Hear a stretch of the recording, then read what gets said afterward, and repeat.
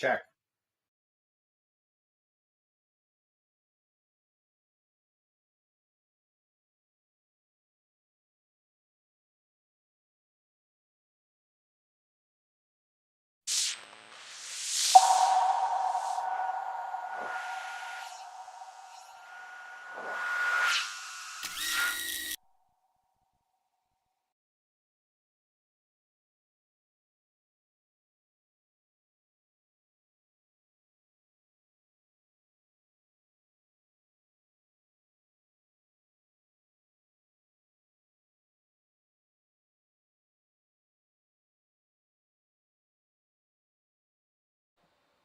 All right, here we go. So, I had some nasty double audio. Let me just set everything up here. There we go. Hi, welcome back. So, I was having some issues with audio, doubled up, because vMix does some auto cutting. But let's try this again. All right, so here I am editing Mike Sankinky on my Life in the Circus podcast. Um, it's weird, but it was super stuttery and not going very well. And I think it's because I'm running the vMix NDI streaming desktop capture thingy. You can see it right here. Yeah, good, you can see it. Okay, so that, I'm gonna put this over here. So I'm doing a multi-camera edit on Adobe Premiere. I have an OBS bot in front of me transmitting over Wi-Fi to my little laptop over there. I have a Rode Go 2 microphone on, and I'm using the NDI desktop capture vMix thingy on my main editing computer so I can see it. I've made proxies, but I tried turning them off and it seems like it runs better. So maybe I used really bad settings for the proxies and they're like highly compressed. So let's just see how audio sounds when I try to like edit this. So here we go.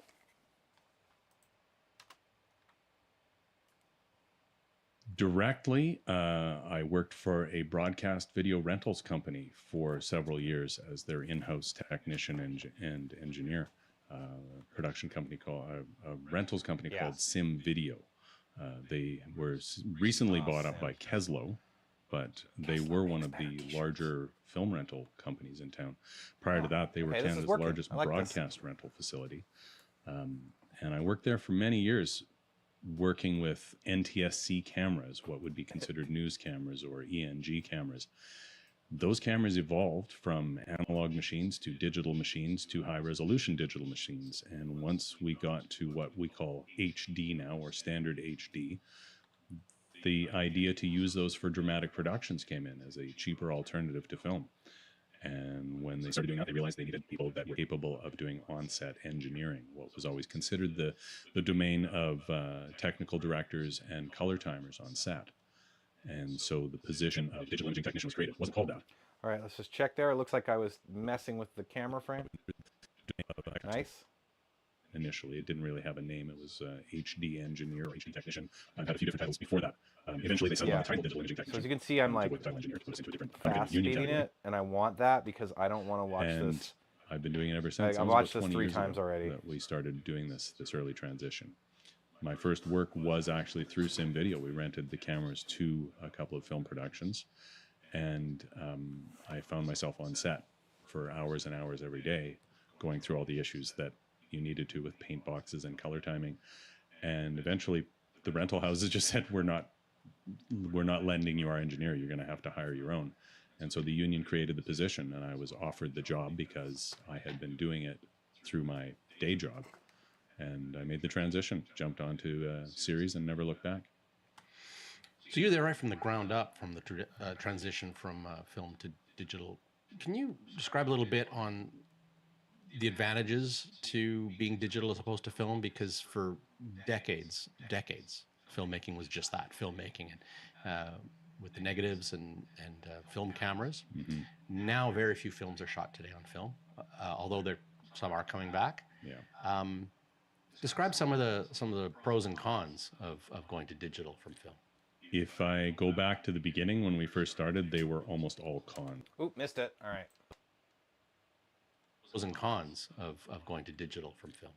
If I go back to the beginning when we first started, they were almost all cons. There was really no advantage. The hardest part for film crews to adapt was they were used to a capacity that film had for capturing light, which was huge. It was very forgiving. It was very beautiful. It had been developed for 100 years. And here you had this new technology that was principally used for broadcast television, for sports or news. And they were trying to sort of jam a giant concept of art into a very, very small package in terms of latitude of what the film was capable of capturing relative to what the original high definition cameras were capable of capturing. It was a negative for pretty much every technician that was working on set. There was strong resistance to it, but the cost savings were phenomenal. There used to be a lot more losses on film. Like there would be mags that were flashed, like accidentally exposed during the process. Sometimes there would be damage, sometimes there would be scratches. And that rarely happened with digital tape formats. They were pretty Rob, gotta stop messing with the reliable Y. Just leave it relative to alone. film. When we finally converted to non-tape-based capture and I converted to hard disk capture or drive captures, we almost never lose footage. It's usually human error that causes loss of footage at this point. The systems itself are actually very reliable. So that was really the initial advantage. Was it was cost. It was just a cheaper way to produce. Film was expensive. Developing was expensive. It was a time period of delay for production. But it lent to new creativity. And I was fortunate enough to work with a gentleman named Stephen McNutt, who was very experienced with both video and film and had worked on many, many TV series prior to meeting me. And he was creative enough to look at the limitations of the digital system and create a look for shows. So we began a very creative process where we would actually be tied to the cameras and be really doing a very, very large portion of the color timing on set and doing it live. And it was a very creative process. So we could say that we wanted something to look a certain way and we would commit to that. And we had the blessings of the producers who were very forgiving of the new technology and really encouraged its development. Oops.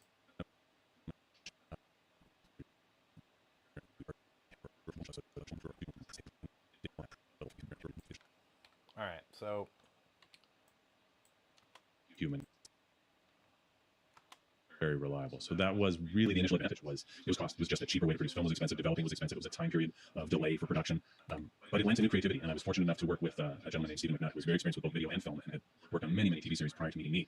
And he was creative enough to look at the limitations of the digital system and create a look for shows. So we began a very creative process where we would actually tie to the cameras and be really doing a very, very large portion of the color timing on set and doing it live. And it was a very creative process. So we could say that we wanted something to look a certain way and we would commit to that. And we had the blessings of the producers who were very forgiving of the new technology and really encouraged its development. And I think it was people like that that allowed us to make what was a very disliked product and actually very liked product. So the creative energy that we could have using a digital format on set was something new. That was the big advantage that nobody realized at the time, was we actually got to see what the show was going to look like before it went to the lab. So you didn't get to see it till the next day. You didn't get to see if things were in focus or if you captured the edges or tricks, and we could see that on the day. And once you could do that, we could make the commitment to say we want it to look this way, or we want to have this feel. And I was very fortunate to be along for the ride in those early days, which is very different from how we do things. Well, you're saying 20 years ago when digital was first transitioning over, capturing devices, cards, and that kind of thing have come a long way in 20 years. Go through a little bit of how that went for you. In the brief chronology, the original formats were a digital tape format, and the tape was contained within the machine, so it was an ENG camera. And so we would record a digital format, digital tape. And so we would the tapes off to the lab, and they would have to import them into their systems for editorial. That's a lot of data. That's a lot of data. Yes, and I did all that. That's a lot of data. That's a lot of data and tape, and it was a lot of tape, and it was an inefficient system. It was real time. The tapes were more fragile, and occasionally we would have errors. That was when we were still in the lossy state. We would actually lose footage due to bad tapes or clogged ends. And again, these were not production cameras. These were not cameras that were friendly to dramatic film production. They were friendly for news gathering. They were friendly for sports, for freelance. They were meant to have zooms that one person operated. So there was a lot of adaptation at that time. The next generations of cameras captured on digital format within the magazines. We call them mags. A digital mag would capture just a little hard drive, and that was sort of the big transition. That also led to a revolution, which made digital acceptable. Was the capturing not in a linear format, and I won't go into the big technical aspects, but we figured they decided that the best way to capture the image, which allowed the most latitude of stops from light to dark, was in a digital format in a logarithmic capturing. We call it log. And that doesn't look very good. It's very flat, but it's very forgiving, and it allows a lot of flexibility in post. And that created a new world where we had to download the footage, and we also had to correct it on set to make it look like it was going to in post. And that's where my job took a leap, and some of the technologies in control and systems to view took a leap forward. And it was a complete transition from the old style television paint boxes, color correction. I would have a little module that would be attached to the camera and would do all the color corrections live to tape, and they would be committed and permanent and permanent in the sense that we couldn't undo them. If we blew something out or crushed it into darkness, it was just not there. Whereas now in the logarithmic form, I create what's called a CDL, a color decision list, and that, using a D-log format, which is, again, large technical explanation, basically brings the image back to life. We can do all these corrections and they're not permanent. As long as we capture a very stable and, for lack of a better word, a thick negative, a good captured logarithmic form on digital, capture that form on digital. It's all right. Do you need a sec? Yeah. All right. And All right, here we go. We have an error. for lack of a better word, a thick negative, a good captured logarithmic form on digital. Capture that form on digital. It's all right. Do you need a sec? Yeah. All right. I'm good. Let me know. Sorry about that. Let me know. As long as we capture a good log Sorry, you should form. back up a couple sentences, right? Yeah. Okay. Captured logarithmic form on digital. So when we switched to logarithmic, not permanent. As long as we capture a very stable and, for lack of a better word, a thick negative, a good captured logarithmic form on digital. So when we switched to logarithmic recording, we were making changes and decisions in the color that were on top of. They were separate from the actual. Yeah, this is like the coolest thing. This is why I would love to be a DIT. Is you know, you can't lose footage. Obviously, that's easy to build backup systems that, you know, not easy, but you can build back. But like, you get to color correct live footage on like Hollywood productions, and then it's not permanent, so you're not screwed if you fuck up.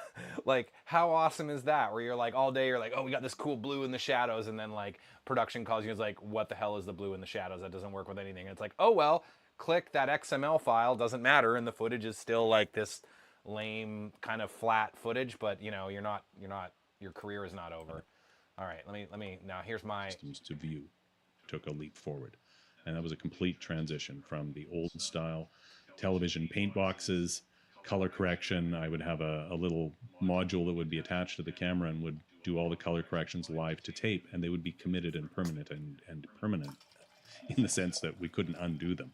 If we blew something out or crushed it into darkness, it was just not there.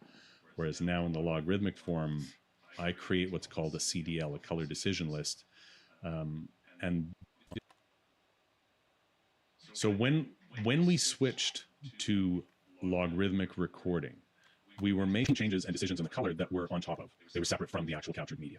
So the captured media could remain stable and flexible, and we could present an image on set that would be produced or reproduced later on in post. So if you can imagine, we capture a film negative, but we are able to give a good approximation of what that final product will look like through some color correction. And it's non-permanent. We can change it. The commitment to, say, an extreme image or an extreme color correction was just that. It was non-permanent. It was impermanent. It was not. And that, using a D-log format, which is, again, large technical explanation, basically brings the image back to life. We can do all these corrections and they're not permanent. As long as we capture a very stable and, for lack of a better word, a thick negative, a good captured logarithmic form on digital. So when we... Oh man, I don't want to delete any of this. Is, again, large technical explanation, basically brings the image back to life. We can do all these corrections and they're not permanent. As long as we capture a very stable and do all these corrections and they're not permanent. All right, let's try that. And then we switch to the mid. This is how you hide stuff in a multi-camera edit. This is why multi-camera edits are so good. You can like cut around stuff, though a lot of modern YouTubing, they just cut it and it's like people are used to it, but I like image back to life. We can do all these corrections and they're not permanent. So when we switched to logarithmic recording, we were making changes and decisions in the color that were on top of. They were separate from the actual captured media. So the captured media could remain stable and flexible, and we could present an image on set that would be produced or reproduced later on in post. So if you can imagine, we capture a film negative, but we are able to give a good approximation of what that final product will look like through some color correction. And it's non-permanent. We can change it. The commitment to, say, an extreme image or an extreme color correction was just that. It was non-permanent. It was impermanent. It was not baked in, they like to say. Right. So a lot of latitude with digital compared to film. Huge right? amount of latitude compared to film. Yeah, and that was the big transition in the digital era. So we went from a digital era that captured on tape in a linear format that was permanent. We color corrected on site, and that was the way it was. And that was almost the first 10 years of digital filming. Since then, we have changed that over with a much greater latitude. The cameras have been developed for this purpose, not for live presentation, but for later presentation. And that was a revolution. That was a revolution within our industry, where the title of my job was created, the digital imaging technician. Right. All right, I gotta fix this. Sorry, the OBS, And now, the OBS bot's being really annoying.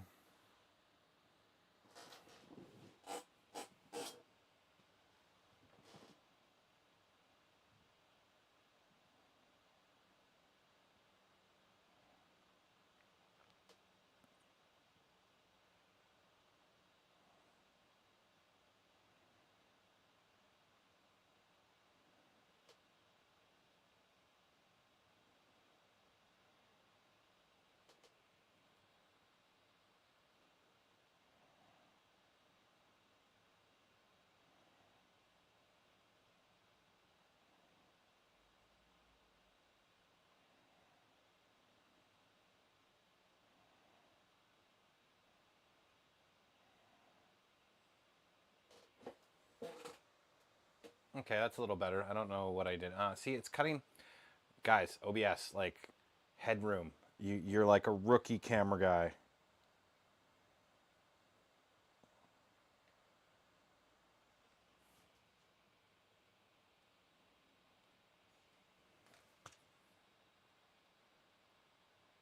All right, let me try box selecting.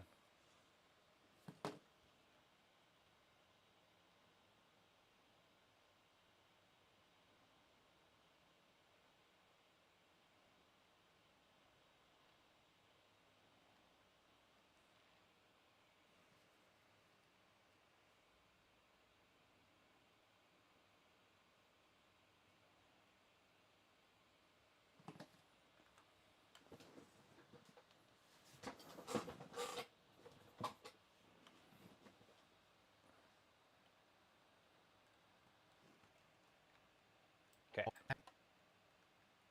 Imaging technician. right.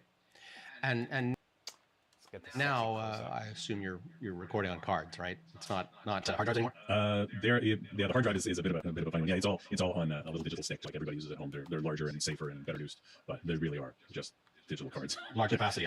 It's the same hard drives that everybody uses. They're just very, very stable industrial versions of the same thing. SSD cards. SSD cards. Yeah.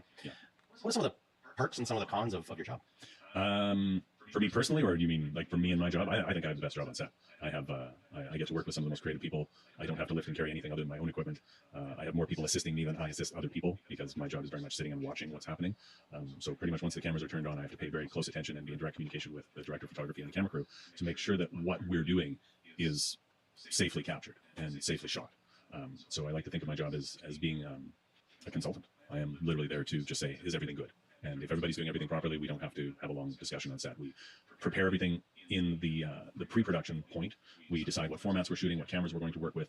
We decide what the final post-production process is, because there is a whole series of things that happen long after we shoot that we have to prepare for and make sure are happening in a timely manner and an efficient manner. And that's not something that a camera crew has time to deal with on set. And it is something that I have time to deal with. I can communicate with post. I can communicate about dailies. I can go in and watch timings. I can look at all of the footage as we're going along and make sure that what the DP, the director of photography, wants done is done in post, which is not always the easiest thing in television. It's a very busy process. DPs are demanding. So being a person in the industry, in the motion picture industry, how do you watch movies? Hold on. I didn't answer your question. I went off on a tangent, and I did not answer your question. Ask me that question again. What are the perks of my job? Oh, and I started talking about how directly it was. Sorry, guys. Sorry. The rambling on. What are the perks of my job? And then also, I also asked some of the pros and cons. Perks and pros and cons. Okay, let me actually answer your question. To answer your question directly, perks and pros and cons of my job. I'm keeping that. I get to work with some amazing creative people. I'm surrounded by some of the most talented, most dedicated professionals in any type of field that you could ever hope for. And in this case, we're creating really what I think is some of the greatest modern art in entertainment field. We have brilliant cinematographers. We have dedicated camera assistants. We have phenomenally skilled camera operators. And I just get to sit there and watch what they do all day. That is a huge perk of my job. I don't do any of their. All right, I'm gonna let you in on some like film guy tips here, just because like nobody's ever gonna watch this, so I don't have to worry about pissing anybody off. Like 10 years ago, me and my buddies were making standard action, and we thought we knew better than the professionals in the industry. We didn't need big crews. We didn't need that. We didn't need that.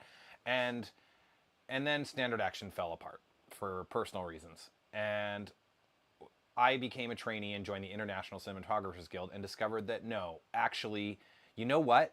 If you're going to be on set and you're a director / DOP / main camera operator, the shots you are going to get are never going to be as good as if you're a DOP and the director's over there talking to the actors, and you are not doing all of the jobs. You're talking to your operator and maybe your dolly grip or your focus point, and like, hey, we got this like cool close-up shot. Like, man, like look at this camera. Like, seriously, stop cutting, give me a haircut. And yeah, like just think about it. If you're gonna have a camera operator with 10 years experience who just makes like sick stuff and has had so much experience, and you're gonna be like, hey dude, I'm gonna go fix the lights. You got 10 minutes to figure out like the perfect shot and practice it with like a stand-in while the actors are getting directed by the director. That's just gonna be better than a couple yahoos who think they know stuff and are very confident with themselves trying to do everything all at once. And that is like the one overriding lesson I've learned in film as a guy who just probably isn't good enough to keep working in film. Yeah, like I'm looking into being an electrician in the new year because like I don't know what to do with my life, but like I will tell you that at least I understand that it takes a village to make an idiot. But I'm fortunate to be around those people every day and to have them lean on me for things that I can assist them with. So that is to me is the biggest part. That and the snacks. There's a lot of snacks. Snacks. Any cons? Yeah. Too many snacks.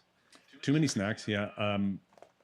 I've described my job to people as I sit in a little black tent all day and watch TV and eat snacks. And that's great in the winter when it's cold and wet and you get to sit in a dry tent. It is horrible in the summer. We've entered into the summer months again, and when it hits 30 degrees outside in the direct sunlight, it's at least 10 degrees hotter inside that tent. So a lot of my time is spent trying not to melt. If that's the worst of it, that's so bad. It's not so bad. I get the best job on set.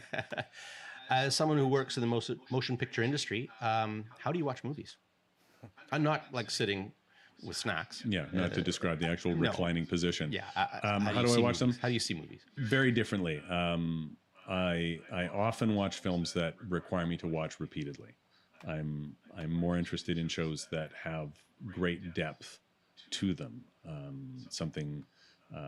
When I watch a film like Tenet, it was not filmed to be watched once. You just simply can't get all the details when you watch it once. I really enjoy films that I have to watch over and over again. And that's really how I see my job, because I watch a show being produced over and over again. 10 takes of one part of one setup. We shoot scenes sometimes that require 50. Yeah, Tenet's great. I loved rewatching it, especially the ending where it feels like you're getting punched in the dick. It's so sad. 15 or more setups to get a piece of a show. And I will watch it over and over and over again. And I find that I watch films that way. I watch it over and over again, hoping to catch the details, hoping to catch the hidden, deeper message that somebody's trying to display in their art form. On television, there's less of that. So, little tip for multi-camera editors here. Am I in focus? Yeah, I think so. So, like, this is my opinion on multi-camera editing an interview, is that, yes, this is great. The wide is always kind of the lamest angle, unfortunately. I like this one. This is one of the better wides, but the thing is that what you really want is you really want to just use the wide to break away from the close-up so that you're not on the close-up for a stupid amount of time. But the close-up is just a better shot. You catch the hidden, deeper message that somebody's trying to display in their art form. And in television, there's less of that. It's more meant to be. I'm going to do a big thing. He says "and," so we're going to make him look just a teeny bit smarter. Boom.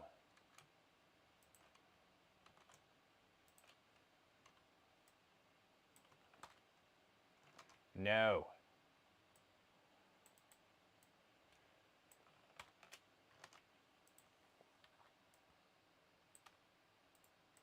So now when we watch it, check this out.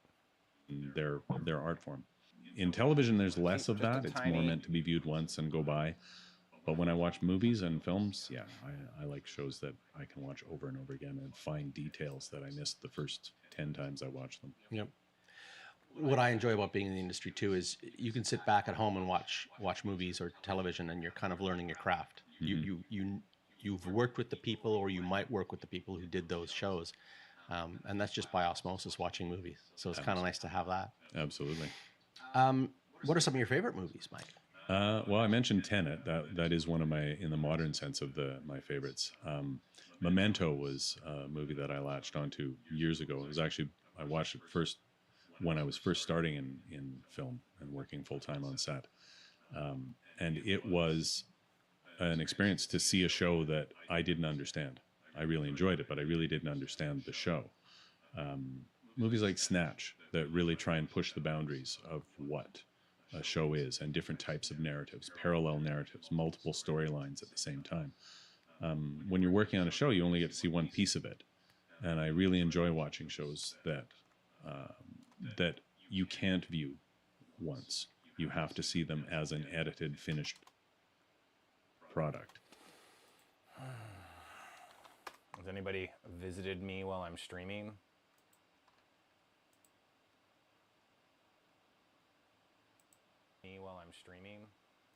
Huh, heard myself. Wow, I have 23 subscribers on this channel. That is 23 more than I thought I would. Heard myself. Well, all right, cool. Have I got any views? Doesn't look like it. One watching now. Started 25 minutes ago. Well, all right, cool. All right. Have I got any views? Love it. Beautiful. Ooh. Obsbot cam, you're dying. What will we do? Perhaps we should plug some juice into you. Shall we do that? Where are you, buddy? Oh man, it's on the back. Little backdoor shenanigans.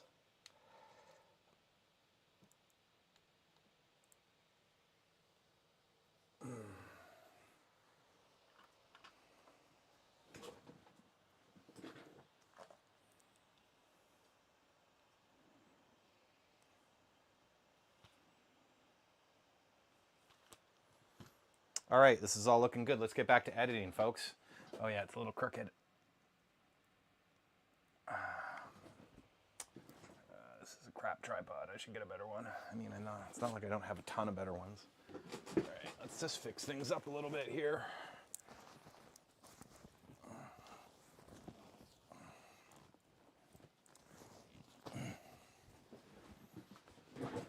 All right. Ugh. So in a sort of a narrative style where you have parallel lines, I find those fascinating because we don't get to see the parallel lines while we're shooting. We shoot them one day, we shoot them another day. I worked years ago on a show and we shot half of an episode on one location because it was meant to be a flashback episode. And then we shot the other half months later. And we didn't know what it was going to look like when we shot the first scenes. We had no idea. We'd read the script, but even they hadn't decided how the pieces were going to be used. And when I saw the finished product, it was not what we'd filmed. It became something very different. And that is a very enjoyable part of the process, is to enjoy the actual capture and creation, but then to see what others do with that footage afterwards is really fascinating. Right. Yeah, I appreciate that same thing too. You read a script and you think, oh, I could see it in one way. Mm-hmm. And then when you find what you've worked on, having read the script, and you go, that's completely different than what I imagined it. What are some of the more interesting projects? What are some of your favorite projects you've worked on that are particularly stand out in your career? I'd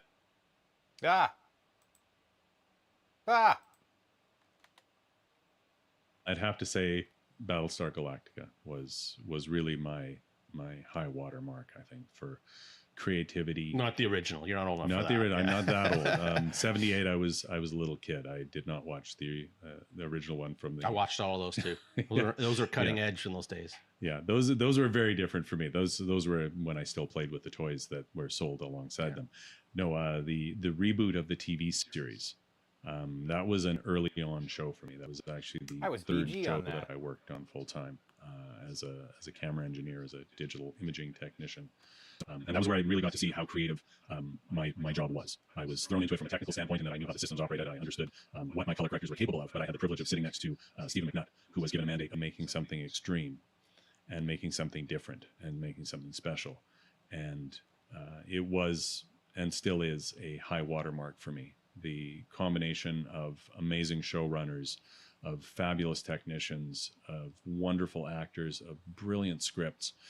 It was something unique. And I remember asking the very experienced camera operators that we worked with if they'd ever experienced anything like this. And they said, no, this was something special. And so even though it was new for me, I was new in my job, I knew I was part of something that would be different and hard to ever repeat. Very exciting. What's some other interests you do outside the film industry? Stay busy. Stay busy outside of work. I play guitar. My first love was always music. I originally didn't plan to work in film. I planned to work in the music industry somewhere. I realized early on that I wasn't a good enough guitar player to make a living at it, and the idea to tour a bunch of people in a car to bars was never appealing. So I wanted to be a recording engineer. And so my first love, and in fact my understanding of all technical things, is how I reference them all back to audio. I go to a lot of concerts. I play a lot of guitar. I listen to a lot of music. It's where I originally started. It's kind of where my heart still lives. So yeah, my interests outside of film are music. Oh, wonderful. Any advice or thoughts to people who want to get into the industry, and maybe specifically if I want to be a did, but more so the industry, right? The industry itself, I think it's awareness of what it entails and how much of a commitment it is.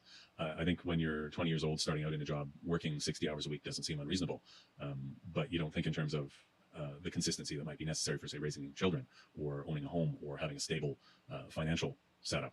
And I also work with our union a bit, and we have a camera trainee program, and I talk to the new camera technicians as they come in a lot, not about what their job entails. I let other people teach them that. But I do like to offer the advice of 20 years experience of what they should be doing outside of just the technical skills. And one of them is having an exit strategy. I don't look around on set and see a lot of people that are 60 years old carrying sandbags. It's a job for the young. And if you think you're going to do it till you're 65, you really need to be in a different position, and you need to be very well-rounded and very prepared. I just tell everybody when they start working, save at least 3 months, minimum 3 months, preferably 6 months, because that's how long the gaps are between jobs a lot of the time. And that's something people don't understand. They're not prepared for. Right. As it's called the circus, I liken us to carnies in a way. You know, we pull up stakes after one project and move on to the next. Yeah. Mike Sankey, thank you so much. Appreciate you being on the circus today. I appreciate that. Thank you. Being on the circus today. I appreciate that. Thank you very much.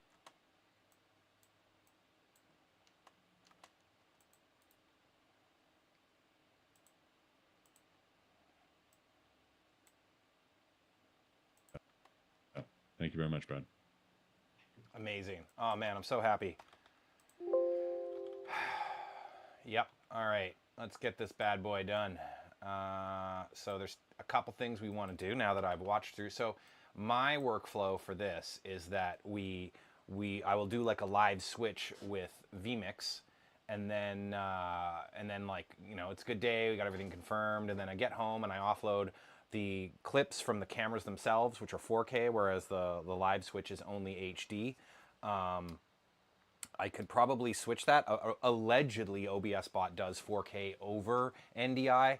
I don't know how I feel about that. I bought a nice little router. I got a router a Wi-Fi router built into a backpack so that I can run 3 cameras. But I prefer the idea that the backup footage that's onto the SD cards in it are 4K, because that's like your fallback position is probably your best position. Maybe that's not the best idea. Maybe I could probably get away with just using HD patches in case we've lost something. But also I screw up on the switch live because I don't know, maybe someone will say one word and I'll cut to him, but then the other person will continue talking. So that's my workflow, is that I'll do a rough draft, live switch on vMix. Then I'll load it all into a folder. I'll take all the clips off the cameras. I'll take all the clips off the audio recorder. I'm using an Allen and Heath CQ12, which is like a 12-track board. It's like $1,600. It's way overkill. I have a little Tascam 70D audio recorder I can also use, but the Allen and Heath has like auto muting, so that like if one person's speaking and the other mic is picking it up, it will mute that one, which I love. So yeah, I load that all into a timeline. I use Premiere's auto sync to sync it all up. And then I'll watch it through once with the switch, with the multi-camera, like with like a fine-tooth comb, to make sure I like remove or clean up any weird cuts or restarts of questions. I'll drop in the intro animation I made, and man, let me tell you, let me show you this.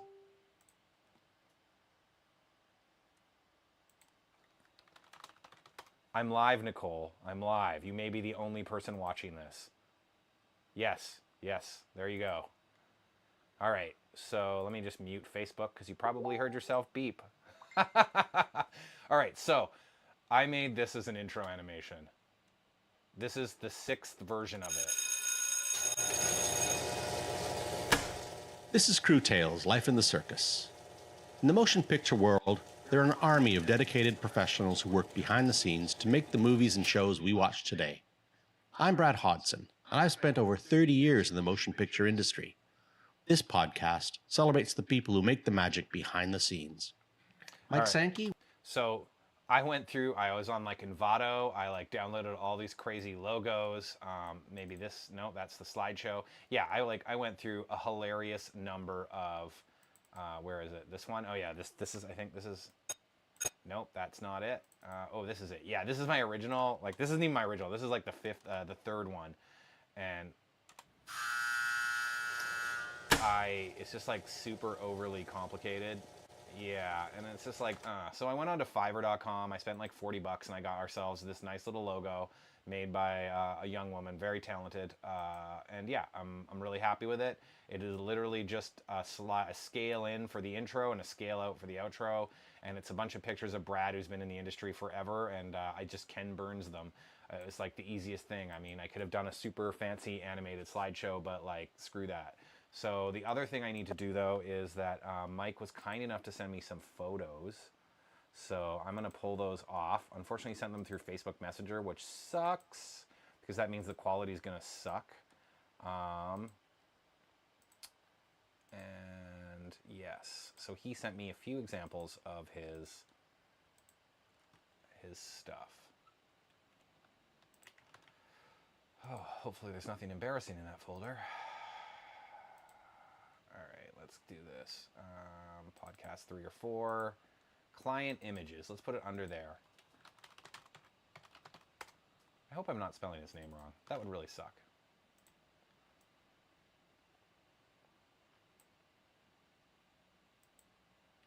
So we got 3 images here. I'm going to put them onto the timeline. Basically, I kind of want... This is supposed to be a podcast, so I don't want there to be a lot of video for this, but I do want there to be a little bit more than nothing. So let's find out what this looks like. Welcome to the circus. Thank you very much. Describe what you do. I work as a digital imaging technician, which is a very lofty title for watching a lot of footage going by on a monitor. I track cameras. All right, let's see. This is pretty rad. This is like his cart has been loaded onto a like golf cart or something. And so the thing about DITs is that they have to be like super mobile, and they usually have like wireless setups, and it's pretty rad. So just do a little scale in. Settings of the cameras. I track all the data that the cameras are producing. And then I like to put their title twice just because... Liaise with... Oh, wow, that's not fitting. All right, let's just figure this out. Oh, man.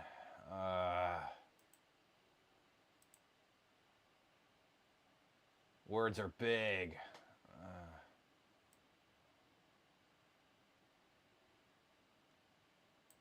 That's working. All right. Is it spelt right? Good. Mike Sankey. All right, here we go. Liaise with post-production, both for Daly's timing as well as for editorial. I do my very best to make sure that the directors and director of photography's vision. All right, let's see if I can copy this over. These all look like they're the same stuff.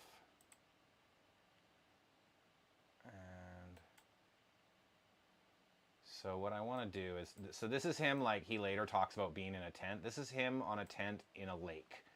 So it's pretty hilarious.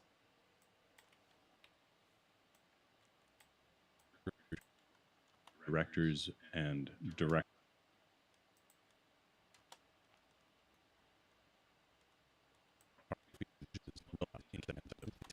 take over what used to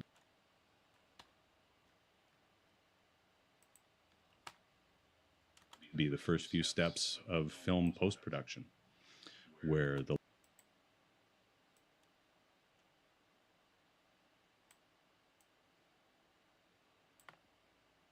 I think he might have took this at work for me like yesterday. Hilariously enough.